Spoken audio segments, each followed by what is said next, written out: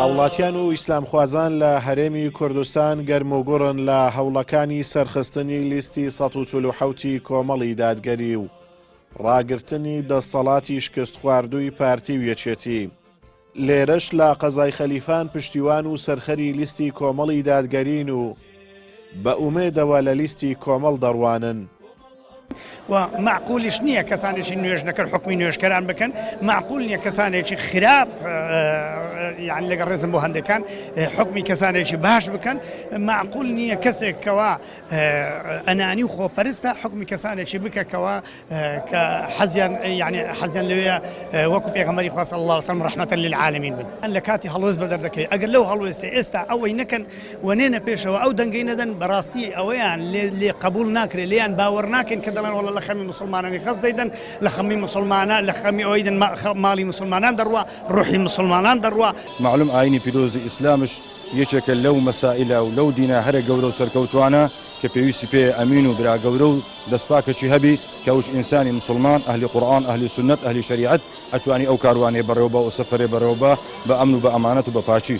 پەروەردگارمان ئەفەرمێ ئین الله یأمرکم ئەن تؤدوا الأمانات إلى أهلها. خوا فەرمانمان پێ ئەکا کە ئەمانەتەکان بەدەستی خاوەنەکانیان بگەینەوە، باشترین و گەورەترین ئەمانەتش دینی خوددا و بەرنامەی خوددا و پاراستنی قورئان و سنت و شریعەتە.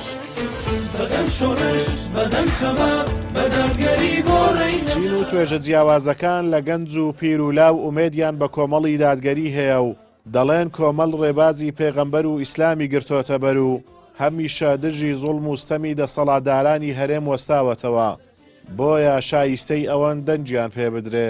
بە خودای لۆی پشتگیریە ئەەکەم کەیفم پێتەهێن، ساحێبێ قورعانێنە و حیزبەکی خوایینە و برێم ساحێبێ قورعانێنە و شاید یەکیانە ڕاست و درستە و ئیشاءالله و پشت بەخوای گەورە پشتگیریانەکەم و خۆشمەوێن و ئیشاءالله پشتیوان پەخوای گەورە دوحای خێریان لۆەکەم و ئیشاءالله بە حەول و قەوەتەی خوای هەروە سەرشەکەون و هەر سەرکەوتوشە بن. بە ئامادەیەکی باش ئینشاءالله خۆن ئامادە کردیا، داواش لە هەموو برادەراکەم دەنگ بە لیستی کۆمەڵی دادگەری بدەن، چونکە لیستەکی جێگەی متمانی هەموو خەڵکە لە دنیا و لە قیامەت ئینسان پشێمان نییە.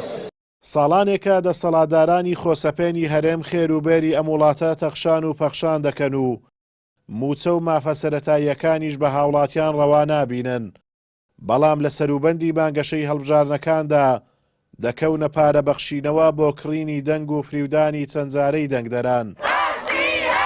بۆیە کاتی ئەوەیە جەماوەری ناڕازی کوردستان ئەم دەستەڵاتە گەندەڵ و فاشیلە لە حکومڕانی ڕابگرن.